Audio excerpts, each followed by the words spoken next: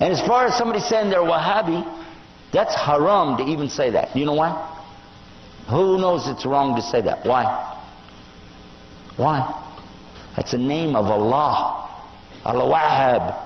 Is it? Is that the name of Allah? Do you not remember I was just talking about in another section, don't make fun of Allah's names? And you're calling somebody a Wahhabi? You can't say it about yourself, and you cannot say it about somebody else. Because it's Allah's name. Don't play with it. And by the way, the people who played with that were the enemies of somebody, but they didn't want to call him by his name, his followers by his name, so they called it by his father's name. His name, he lived 270 years ago, his name was Muhammad ibn Abdul Wahhab. But they don't call him Abdul Wahhabis, or bin Abdul Wahhabis, or Mohammedans, because they know you could catch them in what they're saying.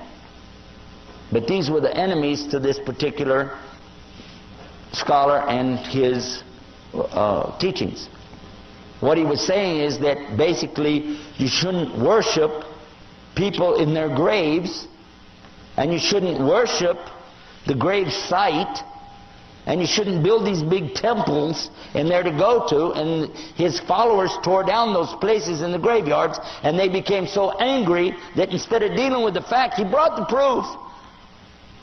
But they didn't like it, so they insulted him, and they wrote books against him. Because it messed up their Sufi tariqas. Okay? So they did that, and they lied, and they keep on lying until today.